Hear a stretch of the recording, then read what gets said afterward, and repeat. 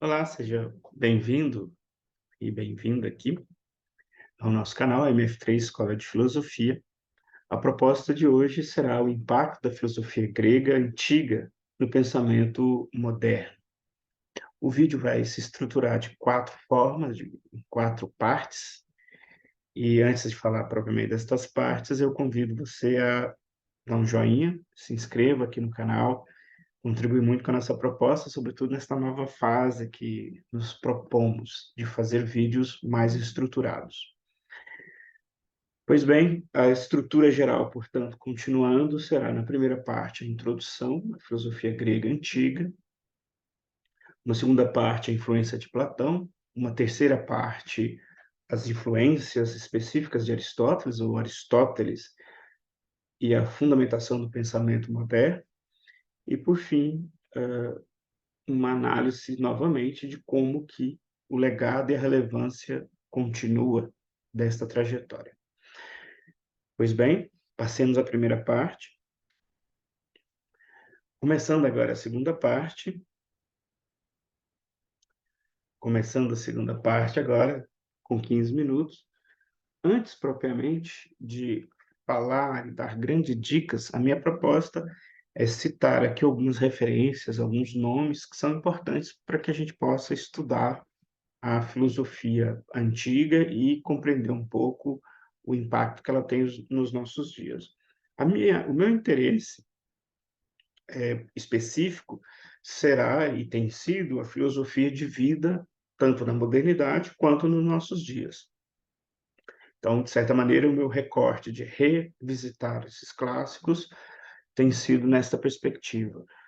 Porém, esse contexto cultural do século V, e aqui, às vezes, minha capacidade de pensar datas sempre se confunde, porque na organização do calendário, como nós conhecemos hoje, esse calendário não existiu sempre assim, um dia alguém organizou, passou-se a contar as datas a partir de um ano, chamado ano zero, e que seria referência a Cristo, portanto, é uma contação do tempo que está muito ligada à cultura ocidental cristã.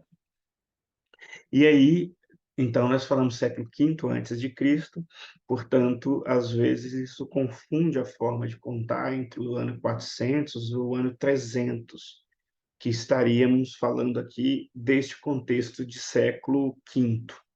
Quando a gente vai ver as datas de nascimento de Sócrates, de Platão e de Aristóteles, vamos estar entre esses anos 400 e 300 aí na contagem, e é uma contagem ao contrário. Para nosso interesse, muito mais do que as datas, é o interesse do compreender, na verdade, a estrutura cultural daquele contexto e como que um evento cultural, que tem aqui a cultura grega do século V, especificamente a cidade de Atenas, como que isto marcou dali para os nossos dias e a contemporaneidade. O que que tem de especial nesse contexto que vem até nossos dias?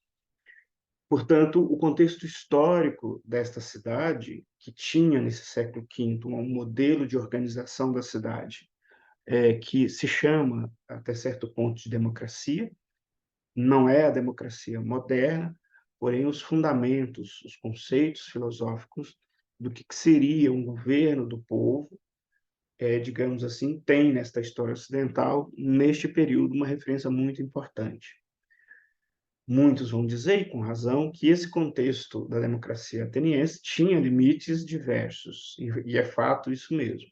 Mas a ideia de um governo que não fosse feito por um tirano que utilizasse da força física para poder governar, mas uma outra metodologia em que o governo era realizado por um grupo de pessoas, pelos cidadãos atenienses. E daí nós temos que fazer toda uma apreciação, um balanço histórico, porque eram todos os cidadãos atenienses, vírgula, né? Porque as mulheres e as crianças não estavam entre estes. Então, esse é um dos limites, e tem vários outros limites. A democracia ateniense, por exemplo, era muito de excluir, não tinha uma perspectiva de inclusão, dos indivíduos que não fossem nascidos, em Atenas. E, por exemplo, no caso da escola estoica, nós vamos ter o fundador desta escola tendo que fundar a sua atividade na porta da cidade, daí vem o nome Stoa, que é porta, porque ele não podia adquirir, por exemplo, um prédio dentro da cidade. Então, é uma experiência que tem os seus vários tipos de limite. Porém, é uma cultura da Atenas antiga que chega num estágio de desenvolvimento cultural com essas reflexões que acabam tornando elas, por este fenômeno, com uma certa singularidade. Nós tendemos a estudá-la do ponto de vista da filosofia como se fosse uma singularidade mundial. Contemporaneamente, nós temos observado que é preciso fazer alguns entre aspas, porque durante um período essa percepção de excepcionalidade se associou à cultura europeia, e a cultura europeia projetou o seu etnocentrismo, ou seja, uma percepção do mundo a partir de si. Houve uma identificação da cultura europeia com essa cultura grega e, portanto, acabou se destacando em excesso certos traços, certas qualidades, que mesmo existindo, não, não, não pode ser mostradas nesse caráter quase que de uma magia, de uma epifania da condição humana.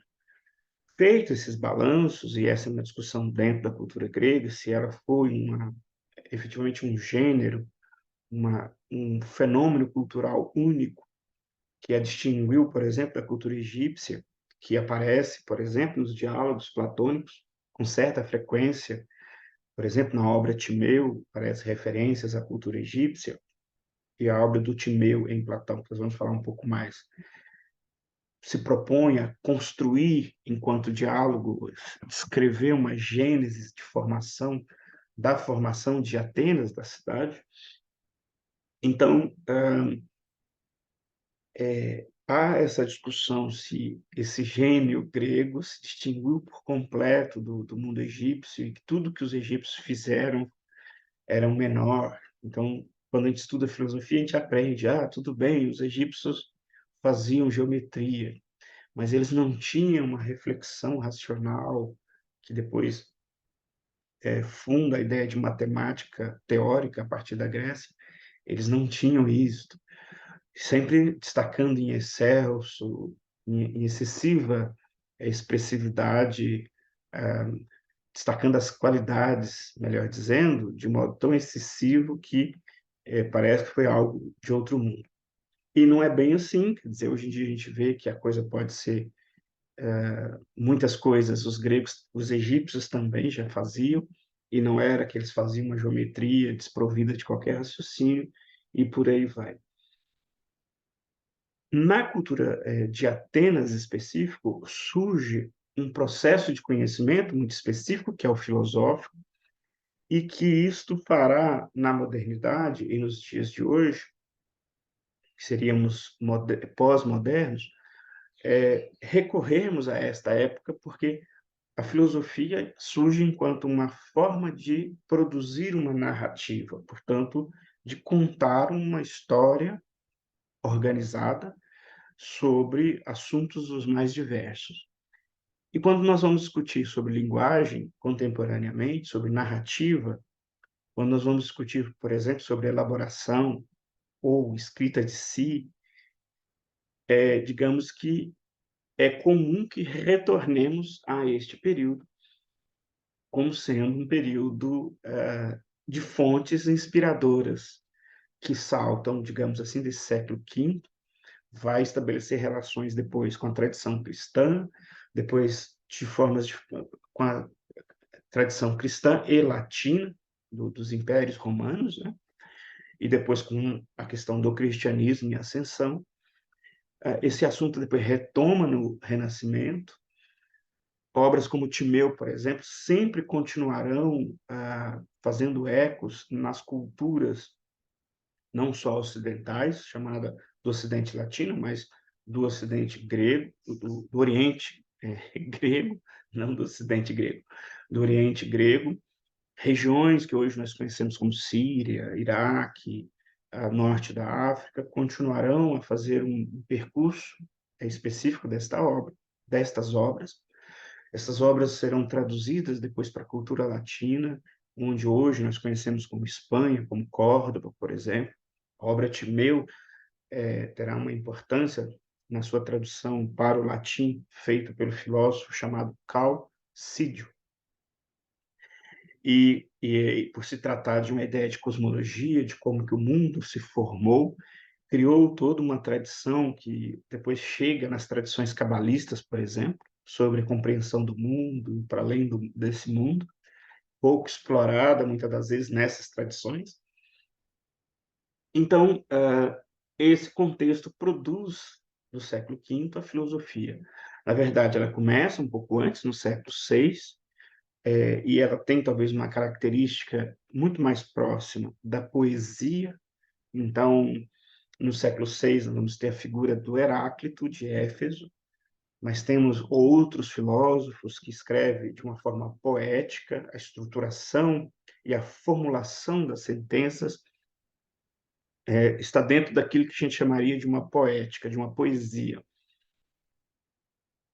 E depois nós vamos ver surgindo no contexto do século V uma discursividade que pega esses símbolos e desenvolve uma fala, digamos assim, corrente, que nós chamamos de um discurso, e ainda que, num primeiro momento, nós podemos verificar que ela se manifesta na forma de obras em diálogo, e isso também não é uma coisa passageira. Então, este é o contexto que eu acho importante compreendermos do surgimento dessa linguagem chamada filosofia, que é uma nova forma de produzir narrativa sobre a realidade que no primeiro momento do século VI era mais voltada para a realidade da physis, do que está fora de nós, portanto, a physis num sentido muito mais amplo, não da física moderna. Este período terá continuar, irá manter a partir das produções reflexivas desse século VI, nós poderemos, posteriormente, estabelecer nexos que chegarão naquilo que inspira a filosofia moderna, a filosofia da natureza, por exemplo. Quando a gente pensa em Isaac Newton, e um pouco antes em Copérnico, é possível rastrear as influências desses autores neste período do século VI, período no qual a pesquisa desses filósofos estava mais voltado para uma questão da physis. Já no século V, a partir de algumas ideias específicas, nós vamos ter uma outra guinada desta discursividade que vai se diferenciar ainda mais da expressividade de modo poético, ainda que mantém muito próximo ainda, para uma ideia de discursividade textual, uma narrativização específica chamada discurso. Aqui só revisando um pouco mais, então esse é o contexto. A filosofia cria estruturas como a dialética, que era a forma aí ainda anterior ao século V, mas a forma como os guerreiros se organizavam para decidir sobre as coisas que importavam à cidade. Então, a conversa dialética era mais ou menos assim, de modo muito resumido, colocar um ponto, o outro coloca um outro ponto, e em pé de igualdades, aqueles que estavam naquela assembleia podiam falar em pé de igualdade, daí surge o termo isonomia, que é a ideia de que todos seriam iguais, e a partir, então, de pontos diferentes, se decidia por uma estratégia. Essa modelagem passa, de resto, para a ideia de política em geral da cidade grega do século V. Isso também é uma invenção tecnológica, brincando aqui com o termo sobre a linguagem, que é importantíssima. E aí, como todos conhecemos, ou como boa parte conhecemos, a figura de Sócrates, que é um professor, que é um indagador, que é o cara que vive na polis, que vive na praça, desta cidade chamada Atenas, onde as coisas importantes para esta cidade são decididas. O Sócrates é um indivíduo emblemático, porque ele, em última instância, ele tem uma questão que é a ideia de buscar uma verdade, e, portanto, as suas perguntas estão em torno disso. Então, esse método dele de indagação e perguntas será muito retomado na modernidade e pode ser retomado na pós-modernidade, que é os dias que estamos hoje em dia. Esse método, portanto, de indagação, ele poderá, e depois eu retomo ele um pouco mais no próximo bloco, mais ou menos em algumas etapas que auxiliariam, digamos assim, a investigação filosófica hoje em dia, e de um ponto de vista de uso dessa técnica, dessa tradição, desse repertório que tem bastante assunto, nós poderíamos aplicar isso na ideia de narrativas de si, poesia, que é a partir dessas figuras. Sócrates escreveu nada, quem escreveu sobre ele foi seu discípulo Platão, e é uma figura que teve também como aluno Euclides, por exemplo, não só Platão, o fundador da matemática. Encerramos aqui essa primeira parte e passamos agora para uma segunda parte. Começando essa segunda parte do vídeo, a influência de Platão. Platão foi discípulo, portanto, de Sócrates e também foi uma figura enigmática. Século V, está posto uma cultura que aprofunda uma forma de narrativização, e esta forma se chama filosofia, se chama logos, como nós podemos encontrar, e esta modelagem, portanto, alimenta toda a cultura ocidental de nossos dias. O Platão, a figura do Platão, ele é filho da cidade, é muito jovem, e aqui as datas de idade é talvez o menos importante, quis participar da política, acho que isso é mais importante, e, segundo comentadores, esse desejo de participar da política e encontrar a política real, praticada, o Platão tinha parentes que faziam parte da cidade, de cargos importantes da cidade. Crítias, por exemplo, que é uma figura que aparece nos seus diálogos, era seu tio e tinha vida engajada politicamente na cidade. Mas a grande questão é que Platão, por algum motivo, se fez discípulo de Sócrates, que era esse indivíduo que vivia na praça, conversando com a juventude, trocando ideias com a juventude, até em algumas análises, por exemplo, do filósofo Pierre Hadot sobre a obra Timeu, a gente pode ler que Sócrates, o discurso filosófico, mesmo nesta praça, mesmo em Atenas, o discurso filosófico ficava um pouco à beirada.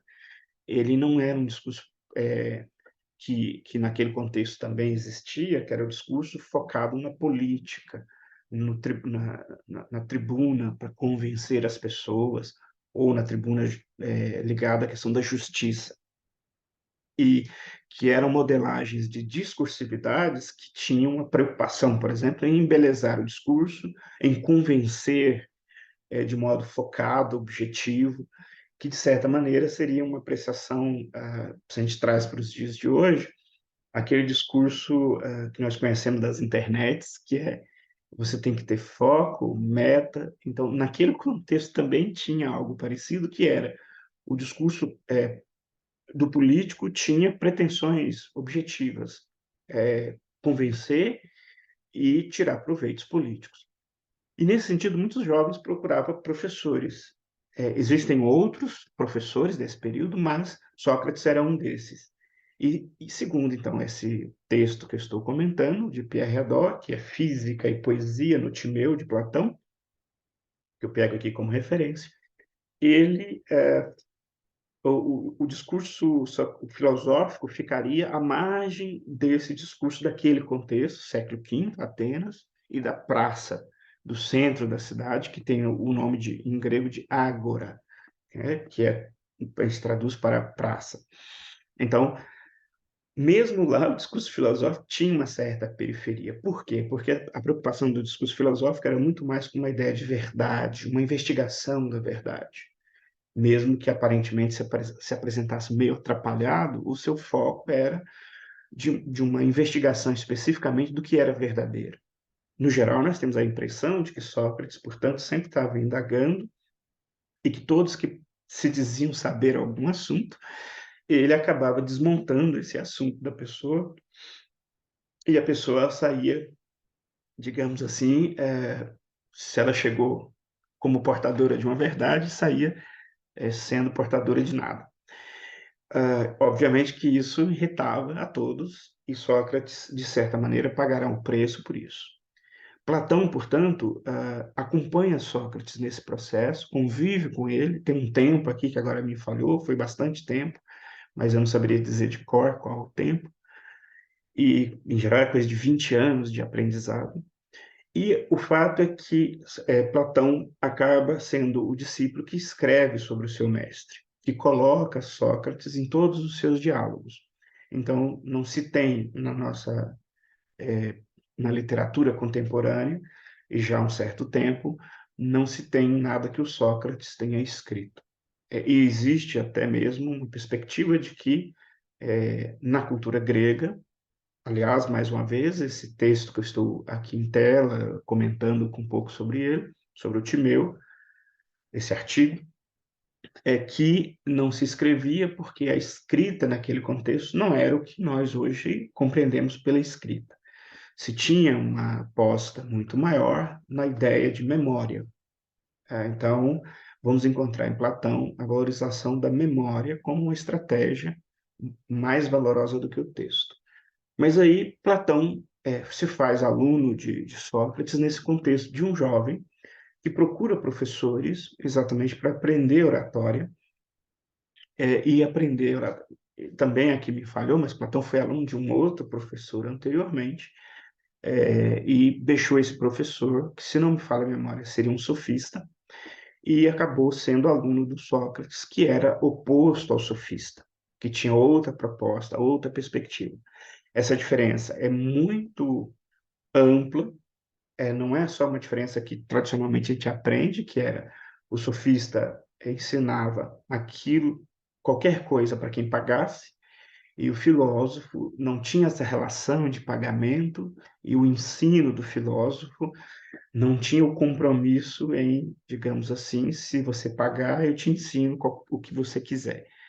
E, basicamente, o que quiser naquele contexto era você poder ter uma boa oratória para vencer os debates na política e, obviamente, ter vantagem política nas disputas retóricas. Então, os sofistas se vendiam desta forma. Os sofistas vinham de fora, isso tinha uma questão também numa cultura ateniense extremamente xenofóbica, né? Xeno, né? Em grego é externo, né?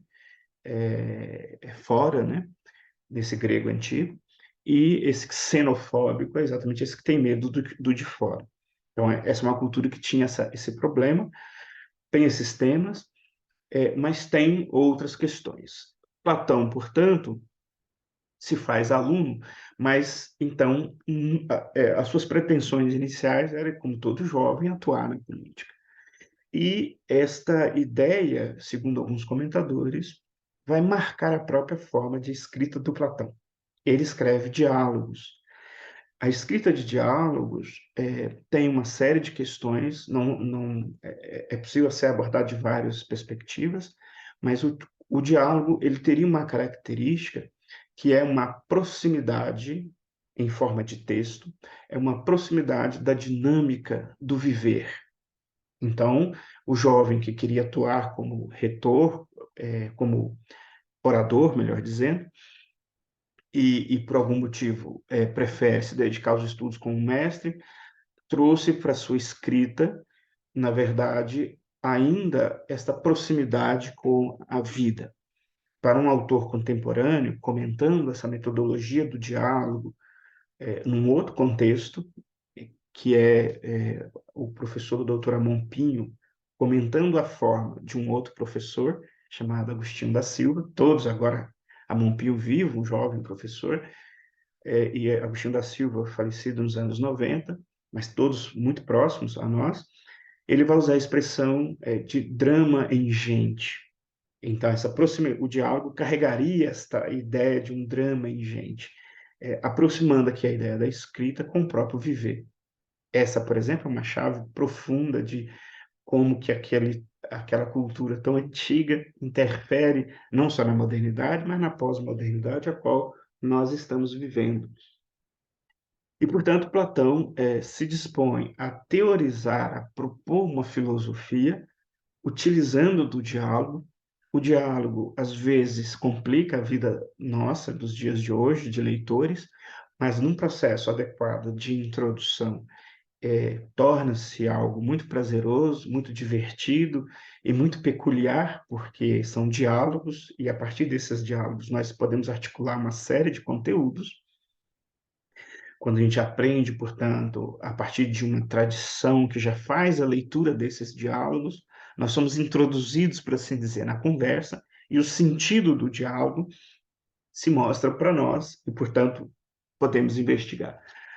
Os temas são os mais variados, mas, por exemplo, Timeu é uma aproximação entre a ideia de uma cosmogonia, né, uma técnica de escrita, né, que põe em pauta um assunto, e esse assunto é o surgimento daquela cidade e daquela gente. Então, Timeu, em linhas gerais, teria isto como tema. E aí, pessoalmente, por exemplo, eu tenho observado a ideia de poesia, portanto, a palavra poesia, nesse contexto da Grécia, é especificamente um fazer humano, especificamente que é próprio do ser humano. Outros fazeres, que seria ligado à arte, às artes, a tecne, são fazeres que criam objetos. Mas existiria um fazer propriamente, que é do universo do sentido humano, que seria a poética, a poesia, e esse é um tema muito importante, porque o Platão estrutura todo o seu pensamento, exatamente, podemos olhá-lo enquanto um exercício de poesia, portanto, de criação, de sentido, na totalidade da sua obra. O Timeu, aqui, que eu peguei como reflexão, é um desses objetos. Pois bem, nesse contexto do universo platônico, que falamos do diálogo e que falamos que ele escreveu sobre quase tudo, o tema que muito comumente a gente retoma nele é o famoso mundo das ideias, a teoria das ideias. Na tentativa, portanto, de explicar este mundo, nós temos umas questões, e uma dessas questões é como que as coisas mudam. Observando o mundo concreto, nós percebemos que isso muda. Isso criaria uma dificuldade tremenda para nós, porque como que a gente vai dizer algo sobre algo se, na realidade, parece que isso está sempre se modificando? Então, eu começo a falar de algo, daí a pouco quando eu termino, essa coisa já teria mudado. A gente sempre lembra que nesse horizonte de problema, está em como nós podemos pensar sobre a realidade que se movimenta. O dizer que é muito conhecido que é do século VI e de Heráclito, é que tudo muda. Ele usa a expressão de um rio, que se a gente for caminhando, isso é do Heráclito. Quando a gente chegar no meio do rio, aquele rio que eu estava na borda e olhei já não existe, porque toda a água mudou. Se sair de dentro do rio e voltar e olhar para trás, é outro rio de quando eu estava no meio. Então, essa ideia pedagógica para a gente entender que é o movimento. Platão propõe uma solução, que é criar um mundo ideal. Existiria, portanto, uma dimensão que é das formas, e essa coisa que tem só isso dá muito assunto, mas teríamos um mundo que nós conseguimos acessar pelo pensamento, onde estariam as formas correspondentes das coisas. Isso não é muito simples, isso gera uma série de questões para serem pensadas, mas ainda hoje nós pensamos a realidade desta forma. Quando a gente fala, por exemplo, que quando eu penso em mim mesmo, quem sou eu? Vem à minha mente uma ideia. Esta ideia, quanto mais deslocada de mim, vai gerar uma série de problemas para mim, quanto mais próximo a mim, digamos que me auxilia em pensar a mim mesmo. Quando, por exemplo, estou querendo pensar a ideia de escrita de si, este é um tema importantíssimo nos dias de hoje. Nós vamos aprender isso hoje, muitas das vezes, oriundo de psicanalista, da psicanálise, a partir de Freud, mas dentro da tradição filosófica, isso começa em Platão, depois como referências que nos servem muito, o filósofo Spinoza, muito próximo a René Descartes, já no início do que a gente chama de modernidade, entre outros filósofos, tentarão propor para a gente uma relação com esse tema. Às vezes a gente fala, não, então eu não quero Platão, mas não é tão simples, porque a nossa cultura ocidental tem como fundamento esta modelagem. De certa maneira, nós funcionamos deste jeito, nós vemos as coisas, os objetos. Então, para eu saber que isso aqui é uma lapiseira, na verdade, eu já remontei a minha cabeça a uma forma de um objeto de escrever e tal, por isso que isso me é familiar. Quando a gente modifica o nosso contexto cultural de um país para o outro, por exemplo, com relação à língua, a gente experimenta um pequeno momento em que parece que nós não conseguimos nos relacionar com a realidade. Isso é muito angustiante. Então, esse negócio de mundo ideal em Platão torna-se presente hoje desta forma. Por hoje e por esta etapa do Platão ficamos aqui, vamos passar para uma próxima etapa.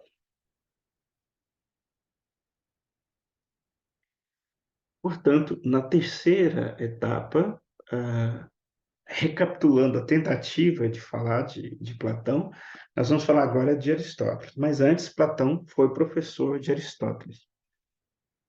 Platão deixou a vida na praça depois que escreveu sua parte, escreveu, não, depois que ele conviveu uma parte muito importante da sua formação com o seu mestre Sócrates.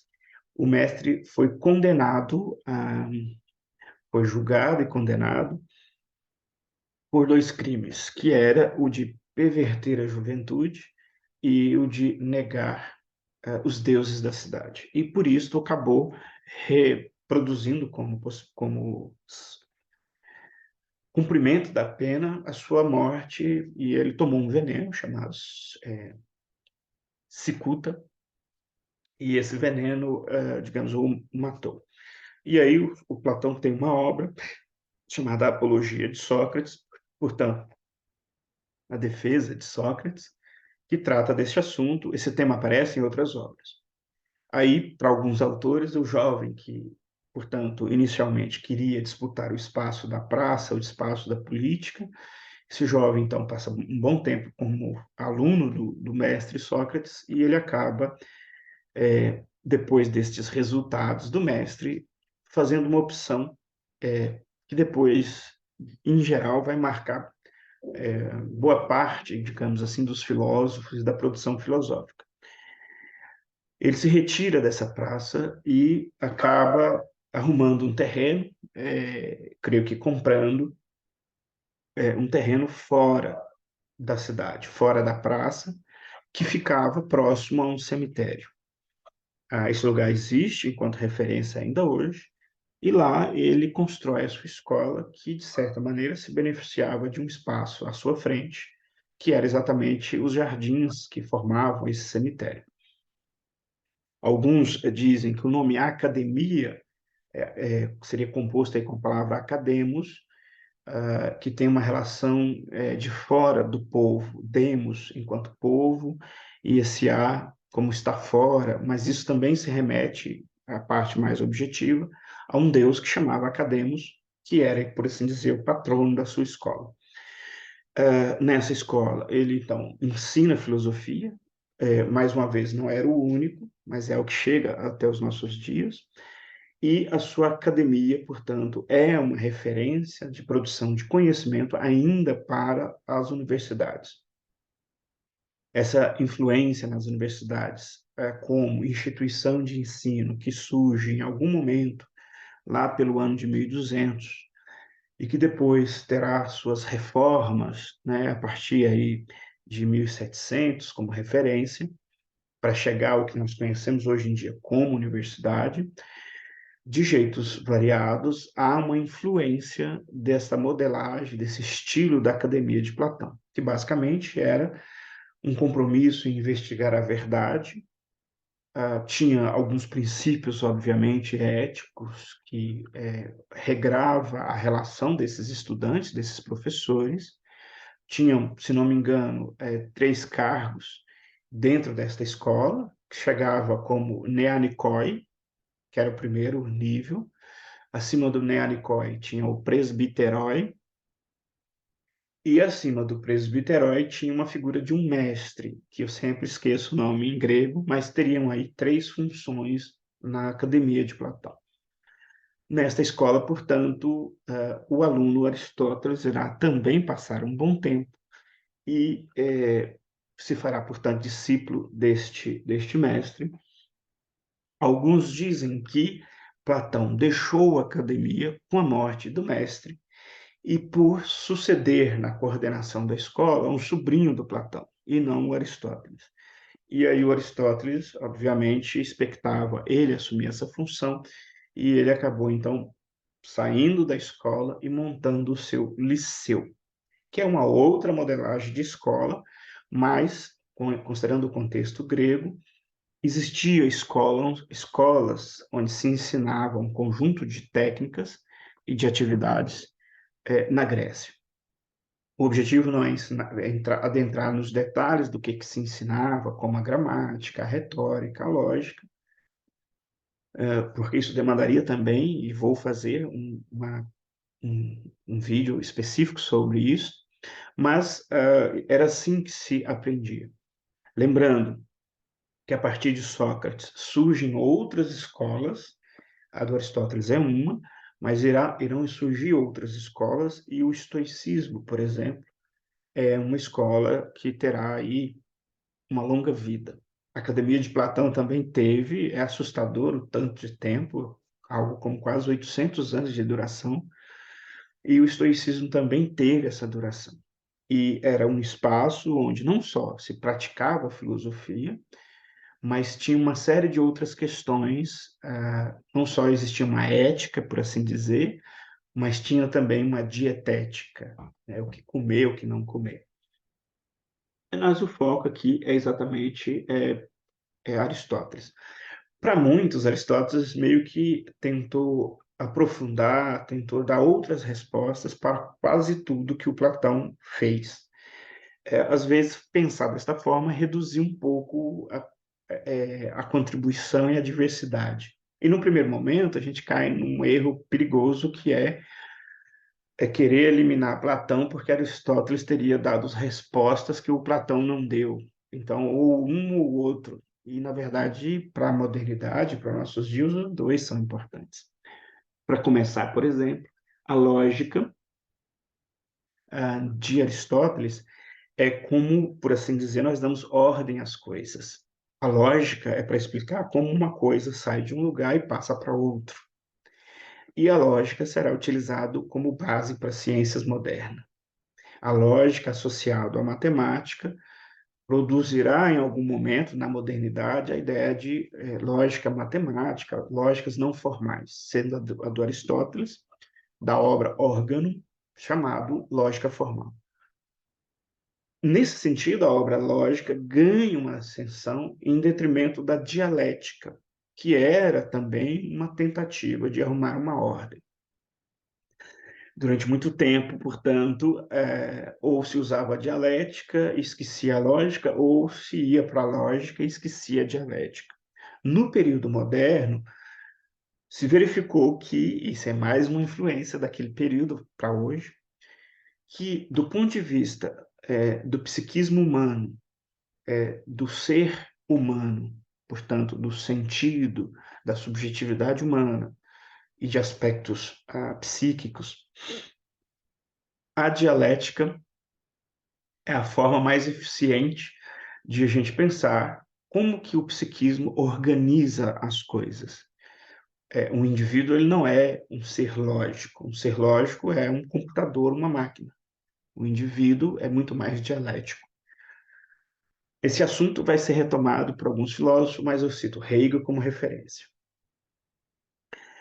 Continuando aqui, eu esqueci de dizer antes, mas pensadores como Pierre Vernant, Jean-Pierre Vernant, é uma grande referência para os estudos da cultura grega antiga. E eu citaria, pelo menos, mais um outro nome que eu acho que também vale muito a pena, que é, a partir de Pierre Vernant, nós temos Cramer, ah,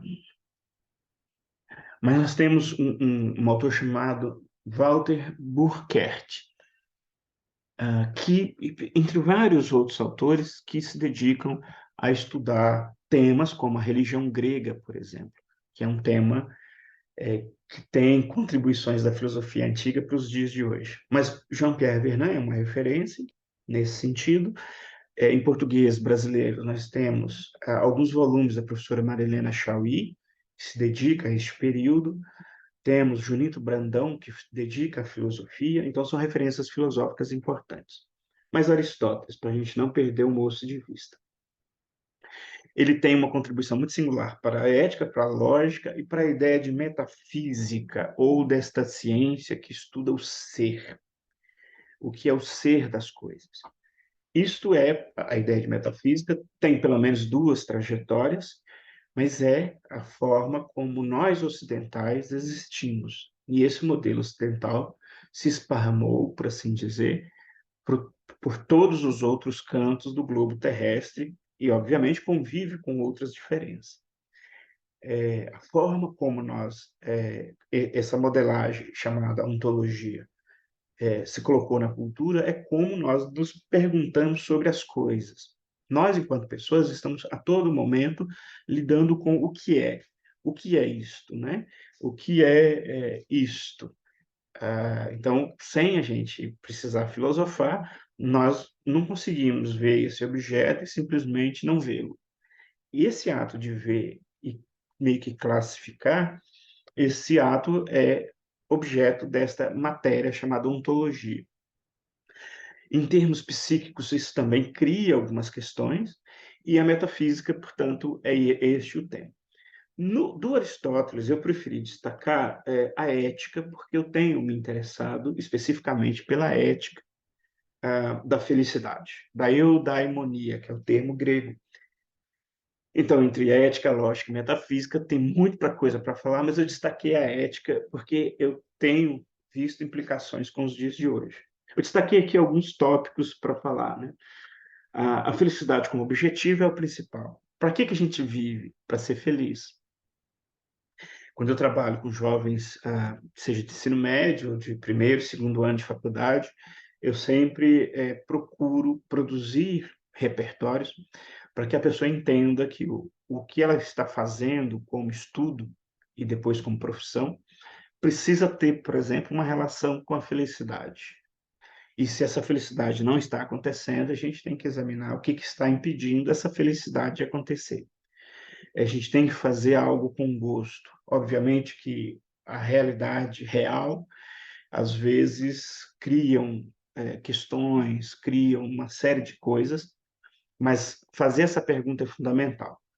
Este ponto conecta, por exemplo, com Spinoza, por volta de 1600, quando esse autor fala que nós somos afetos, ele está tomando essa ideia de afecção de uma das categorias do Aristóteles, seriam, se não me engano, 12 categorias que o ser se manifesta, ou seja, qualquer coisa se manifestaria e enquadraria em 12 pontos.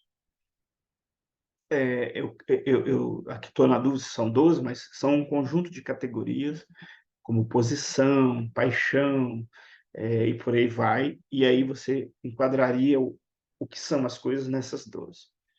E aí esse filósofo propõe, olha, se a gente se dá conta, então, que algo nos afeta, que eu não controlo, tenho uma sede, ficou escuro, eu preciso de luz, então essas coisas chegam até a gente e a gente não tem como brigar. Por isso que é afeto, o afeto nos possui. Para o filósofo Spinoza, a forma é uma forma muito engenhosa de se livrar dessa condição, ou de como, apesar dessa condição, que a professora Marilena Chauí escreve num artigo, que é o seguinte: paixão e liberdade. Paixão, patos, é isso que nos possui, é nesse sentido. Apesar disso, a gente consegue ser livre, mas a estratégia é se dar conta daquilo que nos afeta. E aí, quando a gente começa a falar de Aristóteles, sobre felicidade, a felicidade, por exemplo, é isso, um tema que é atual. A psicanálise busca muito em Spinoza.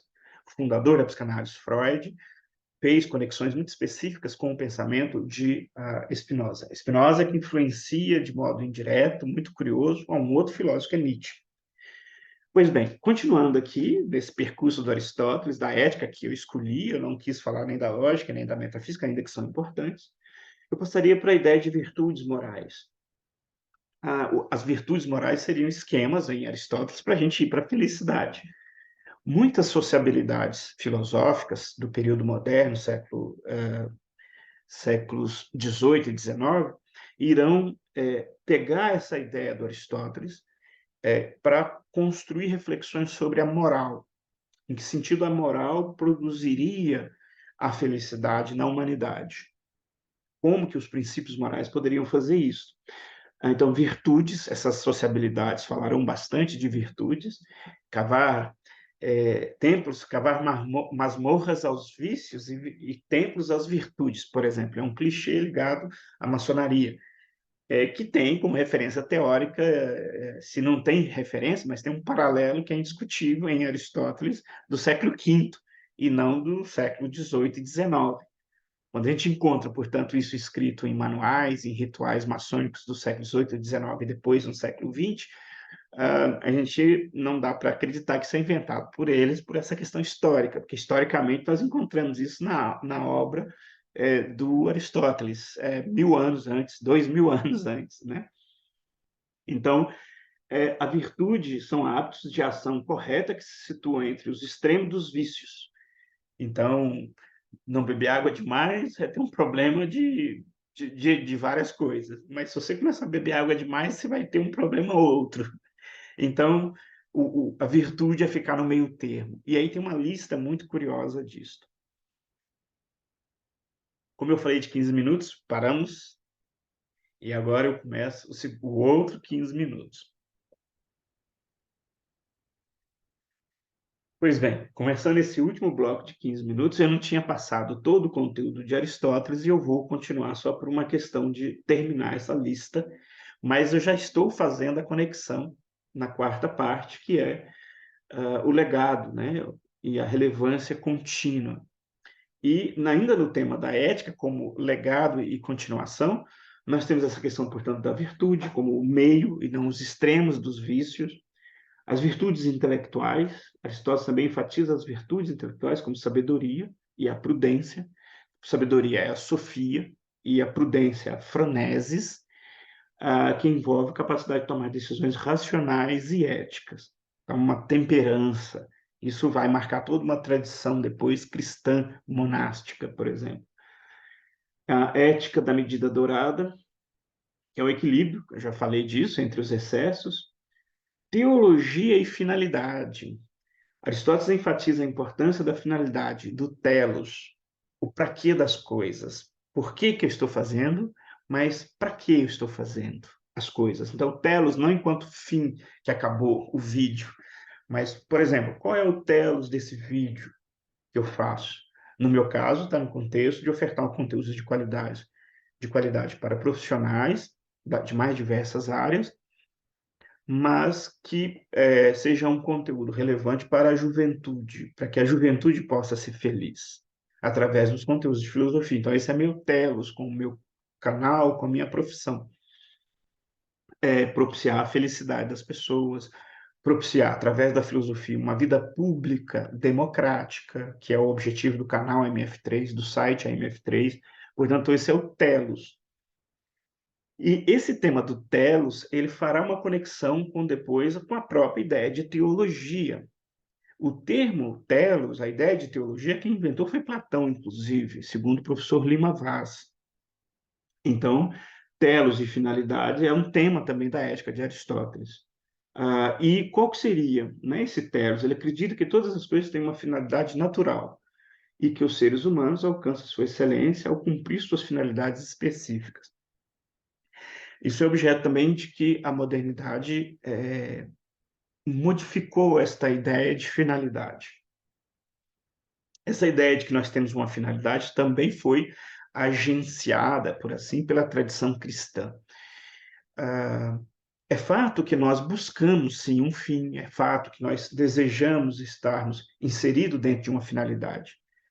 É fato, enquanto nós somos ocidentais e culturalmente isso já nos é, nos é passado e legado. Essa questão, portanto, ela é ocidental por excelência. Nem todas as outras culturas lidariam com essa ideia de finalidade de telos da forma como nós lidamos. Temos que nos perguntar nas culturas aqui da América do Sul, por exemplo, que existem culturas antiquíssimas, não só do Brasil, mas estou pensando dos outros povos de toda a América do Sul, por exemplo, que compuseram aí o vasto Império Inca e outros povos que não estavam nesse império, como que eles lidavam com essa ideia de finalidade, de telos na vida? No mínimo é diferente de nós. E nosso telos é de um jeito específico que, de certa maneira, cria problemas para nós. Por exemplo, se eu compreender que a minha vida, o fim, o propósito da minha vida é uma coisa, totalmente que nega a minha condição, a minha história, o lugar onde eu nasci. Então, por exemplo, isso é muito comum de acontecer. E isso é ruim. Então, pensar hoje a escrita de si é retornar a Aristóteles sobre essa questão do telos e toda uma tradição que vem até os nossos dias. Então, isso é um legado que continua influenciando hoje em dia. A amizade. Aristóteles considera a filia, né, que é a amizade em grego, como fundamental para uma vida virtuosa e feliz. Nesse sentido, tem vários outros desdobramentos, mas contemporaneamente é tranquilo dizer que nós não somos seres isolados. Nós somos seres que estamos em relação com outros seres humanos. Esse é um caráter comunitário, etc, etc. E quando a gente pensa na ideia, por exemplo, de narrativa, de narrativização, esse processo ele não se dá sozinho, ele se dá em interação com as outras pessoas. A referência da amizade, portanto, é um pouco isso. A ética aristotélica está intimamente ligada à política. Antes, né, ele identifica três tipos de amizade, que é a utilitária, que é baseada em prazer e virtuosa. Aqui, na verdade, faltou questões, né? No roteiro que eu fiz aqui para o vídeo. Ele pensaria numa ética, numa amizade utilitária, ele pensaria em numa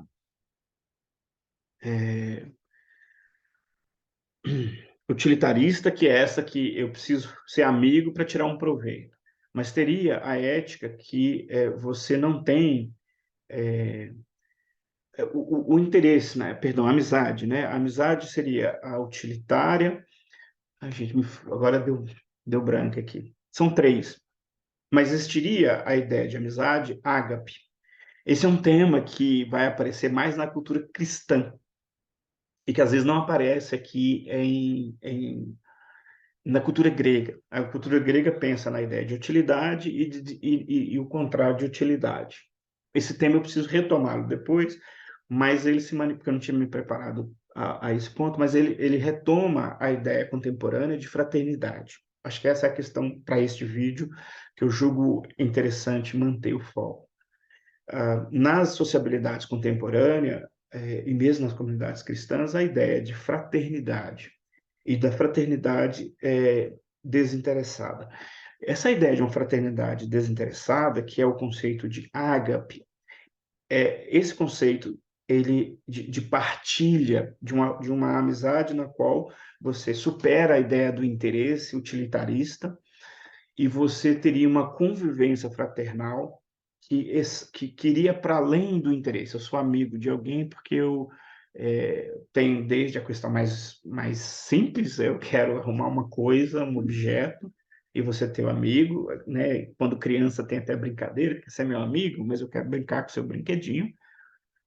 E aí o cristianismo surge com um conceito de amizade, de fraternidade, na qual você não espera esta utilidade do outro, mas você, na verdade, na interação fraternal, você partilha algo de si, de modo espontâneo, sem querer ter em troca.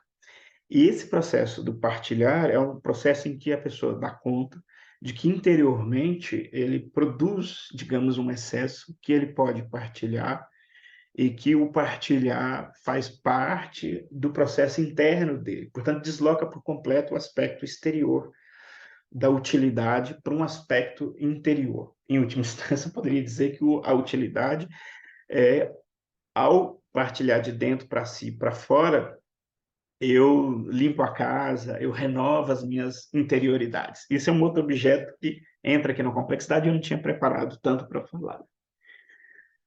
Mas as fraternidades contemporâneas, as sociabilidades como a maçonaria e outras, esse conceito delas de convivência fraternal, convivência da amizade, pode ser feito um paralelo muito produtivo com essa ideia de ética do Aristóteles. A política e a ética estão ligados, acredita que a vida virtuosa é melhor alcançada dentro de uma comunidade política justa. Então, o dístico, por exemplo, de maçonaria, né, é fraternal, cairia na questão da amizade. É filantrópica, implica a questão da justiça. E filosófica, que é a investigação do ser, que estaria a ver com a matéria de ontologia. Então, encontraria respaldo em Aristóteles. De resto, isso também teve respaldo na tradição cristã de várias formas. A vida monástica do cristianismo tem uma grande influência de aspectos da ética de Aristóteles, né? A ideia de justiça desse mundo ganhou bastante contornos a partir dessa ideia de que uma ética só é possível quando ela pensa também em ideia de justeza e de justiça do mundo. O conceito de justiça varia muito historicamente, mas o tema está posto. O mundo, a ação humana, precisa implicar numa justiça. A justiça da Grécia Antiga era uma, a justiça dos Estados democráticos modernos, baseada em Constituição, eu creio que seja outra. Autoconhecimento e reflexão. A ética de Aristóteles requer autoconhecimento e reflexão contínua sobre ações e escolhas individuais. Portanto, a ideia de um olhar para si, de um ater-se ao pensamento pensando. Isso é comum tanto em Platão quanto em Aristóteles. Agora, quase que propriamente, já no fim, recapitulando o último bloco que eu quis pôr, né? Ainda está dentro do último bloco isso aqui, né? As implicações até os nossos dias, né, no meu roteiro. A filosofia, portanto, grega antiga, do século V como referência, mas a gente pode estender um pouquinho ao período chamado helenístico, as escolas filosóficas, e até o período imperial do Império Romano, essas escolas, que vai aqui como referência até pelo menos o ano 300 é, é, da nossa contagem temporal, né, depois de Cristo.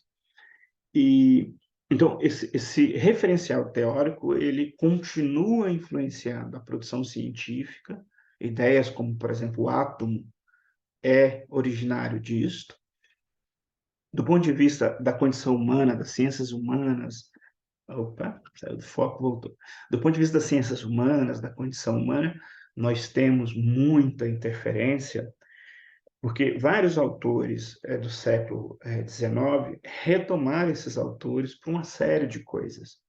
Por exemplo, desde comparar um livro do Timeu com um livro de Gênesis da tradição judaico-cristã, né? Há uma comparação, é profícuo fazer essa comparação. A semiótica, a linguagem, recorre a esses textos a partir do século XIX, e esta relação produz uma série de reflexões contemporâneas. No contexto, por exemplo, da filosofia luso-brasileira, Agostinho da Silva estuda nos anos 20 do século passado, século XX, filologia. Era uma disciplina que exatamente estava sempre ali examinando esse período grego ou depois o período latino, e isso foram fontes de irrigação de reflexões as mais diversas para a contemporaneidade. Então, de certa maneira, nós partiríamos das ciências mais de base, que é o texto, o traduzir este texto, o trazer este texto para os nossos dias, para depois entrar propriamente nas propostas de sentido que esses textos trazem. Então, este repertório alimenta profundamente todo um conjunto de símbolos, de discursos contemporâneos. E essa matéria de base, portanto, discursiva, alimenta, por sua vez, as ciências sociais aplicadas, como o direito, a economia, a administração e por aí vai. Sem falar que as artes, né, as produções artísticas, e lembrando que as artes, enquanto campo de conhecimento, não é pintar um quadro. As artes interagem com o mundo contemporâneo e interagem com a ciência, não produzindo um supérfluo. Isso já é uma perspectiva problemática pós-moderna. Não é que as artes é um tipo de atividade acadêmica, de criatividade, de criação, que a gente chamaria de vanguarda, em todos os sentidos. Portanto, a arte, o que é arte? É objeto de um curso de uns 4 anos, eu acho que para responder, e um artista responderia melhor do que eu. Mas só para a gente compreender que essa interação daquele mundo antigo com hoje, nesse setor, gera tudo isso.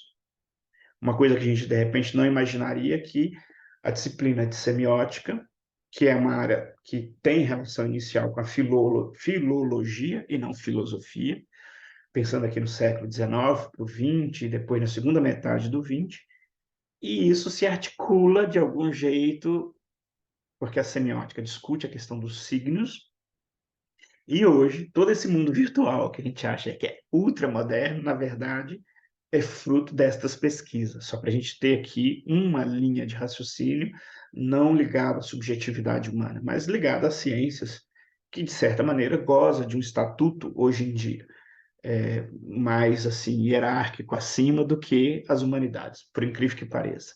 O próprio problema dessa desvalorização do humano pode encontrar nesse período muita referência e muitos repertórios que irrigam e que criam parametrizações para novas indagações em nossos dias. Então é muito criativo essa relação daquilo que está lá antigo com hoje.